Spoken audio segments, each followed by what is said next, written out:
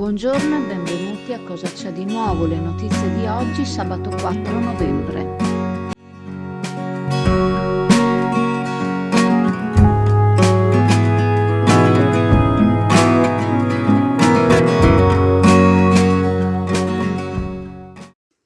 Dopo la truffa dello specchietto in auge lo scorso anno e la truffa del pappagallo cinerino in voga in questi giorni, ecco la truffa dell'incidente. Tentativo di truffa a dire il vero, in quanto il caso di cui siamo venuti a conoscenza non è riuscito. Probabilmente i truffatori non erano molto preparati o la persona che hanno provato a ingannare era molto attenta. Una signora nostra concittadina è stata chiamata da una persona che si è qualificata come carabiniere della sezione di Sottomarina, che l'avvisava che il figlio aveva causato un incidente, abbastanza grave tra l'altro, tanto che la persona investita era già in sala operatoria per un intervento alla colonna vertebrale. La signora sbalordita ha fatto notare che il figlio non usa l'auto per recarsi al lavoro, ma il bus, non avendo neppure la patente. Chi si stava spacciando per carabiniere ha cercato di rimediare dicendo che sì, il figlio non guidava, ma si trovava sul sedile del passeggero e stava distraendo chi guidava, mostrandogli foto al cellulare, tanto da essere ritenuto quindi lui la causa dell'incidente. L'individuo ha poi chiesto alla signora il nome del figlio e la signora, sentendo più forte la puzza di bruciato, gli ha risposto che avrebbe dovuto saperlo, in quanto era lui ad averla chiamata per comunicarle l'accaduto.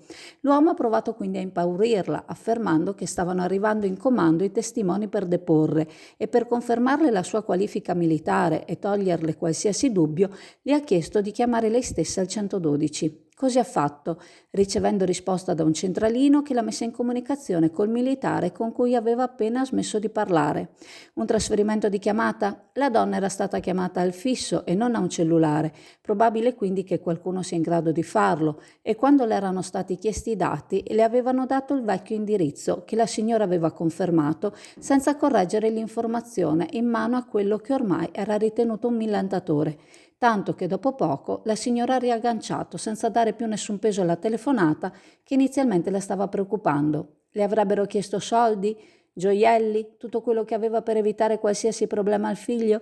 Probabile, così solitamente va a finire questa truffa, che spesso e volentieri riesce, non questa volta.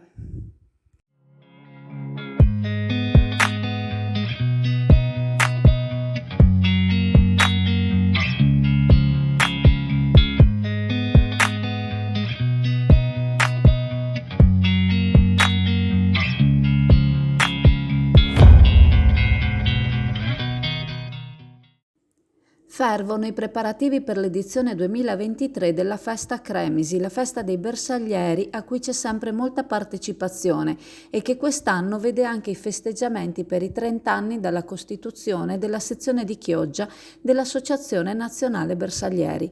La giornata dedicata sarà domenica 12 novembre e la celebrazione inizierà alle 9:15, quando i partecipanti si raduneranno in Piazza del Duomo. Seguiranno poi gli onori alla lapide dei bersaglieri sotto il porticato del municipio, la deposizione della corona d'alloro al monumento ai caduti di tutte le guerre. Alle 10:30 circa sono previsti gli interventi delle autorità alla Loggia dei Bandi e alle 11 seguirà la Santa Messa solenne nella Basilica di San Giacomo. I bersaglieri sfileranno poi lungo il Corso del Popolo fino ad arrivare a Vigo con la fanfara in testa. Tutta la cittadinanza è invitata a partecipare e ad esporre il tricolore. Il giorno prima, sabato 11 novembre alle ore 10 presso l'Aula Magna del Liceo Veronese a Chioggia, nell'ambito della Giornata Nazionale della Legalità, l'Associazione Nazionale Bersaglieri organizza la tavola rotonda dal titolo I giovani e la cultura dell'etica, riflessioni sul principio di legalità.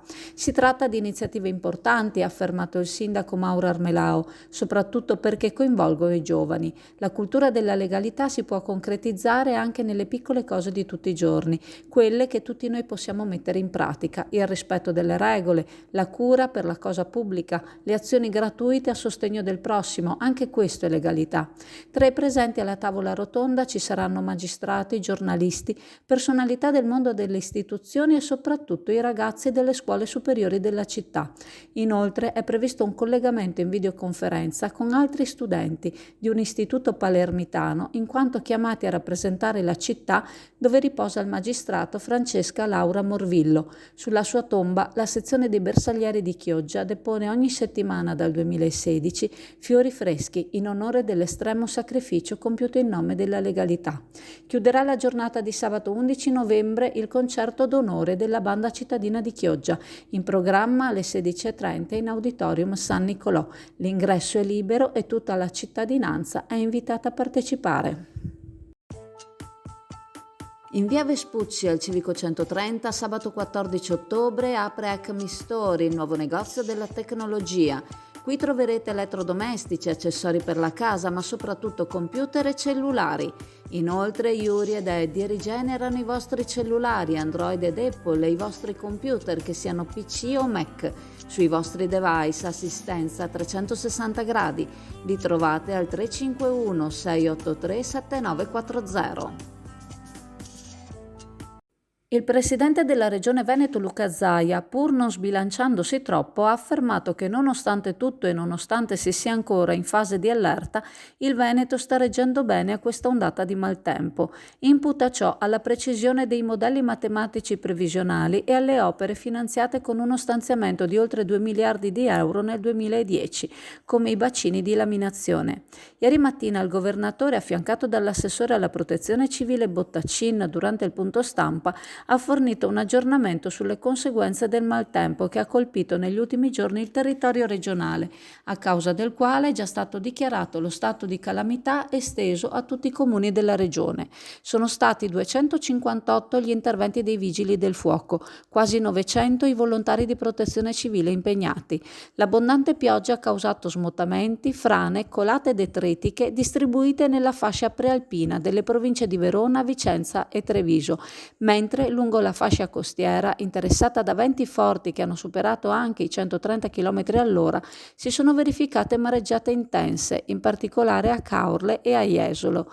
Una tempesta perfetta l'ha definita Zaia, con lo scirocco che ha innalzato la marea e non ha consentito al mare di ricevere l'acqua dei fiumi, gonfiati dall'elevata piovosità registrata nelle ultime ore. Ci si attende ora una breve tregua per le prossime ore, ma tra sabato e domenica mattina è prevista una nuova perturbazione, seppur di entità più contenuta rispetto a quella appena trascorsa. Al Befed potete gustare il delizioso panino burger con galletto da 150 grammi, accompagnato da fresca rucola, gustosa e saporita cipolla, crispy e formaggio con salsa peppers smoke. Il tutto a soli 13 euro fino al 3 ottobre. Befed ti aspetta con prodotti di alta qualità e con altre fantastiche promozioni. Befed, al parco commerciale Clodì sulla strada statale Romea, località Brondolo di Chioggia. Vento è arrivato a 130-140 km all'ora. Ansia no, perché bisogna essere lucidi quando si coordinano questi lavori, ma sicuramente la preoccupazione è che potesse replicarsi qualcosa di simile. Certo è che il vero tema in questa fase era rappresentato ed è rappresentato dalla piovosità, che è stata importante, che ha raggiunto quasi i 170 mm. Hai detto che il piano di contenimento delle nutrie non funziona. Beh no, è innegabile, siamo pieni di nutrie e io non ce l'ho con gli animali, ci mancherebbe, anzi sto dalla parte degli animali, però è pur vero che in questo caso tutte le gallerie che le nutrie fanno sui nostri argini diventano poi quelle gallerie dei fontanazzi, diventano delle vie per l'uscita dell'acqua e per lo sfondamento degli argini. Allora, qui abbiamo delle cozze alla tarantina, cozze con il pomodoro già così in vaschetta, già pronto, sono state messe dei crostini che è un tipico piatto italiano, e del prezzemolo che dà un senso di freschezza e per il periodo estivo è un ottimo antipasto. Ricordandovi che la farmacia di turno oggi, sabato 4 novembre, è la farmacia Al Lido in Viale Padova Sottomarina, vi saluto, vi ringrazio e se volete ci vediamo in negozio, alla cartoleria Pegaso a Borgo San Giovanni. Vi ricordo inoltre il sito chioggiaazzurra.it e il canale WhatsApp Azzurra Network News e ricordatevi di attivare le notifiche. Ciao a tutti! Alla cartoleria Pegaso di Chioggia trovi tutto per la scuola e la cancelleria più sfiziosa e personale disponibile per fare il tuo speed e fornirti assistenza per i tuoi biglietti d'auguri personalizzati e i biglietti da visita e i menù e tanto altro. Cartoleria Pegaso a Borgo San Giovanni Chioggia. Ci trovi su WhatsApp al 328 635 7832.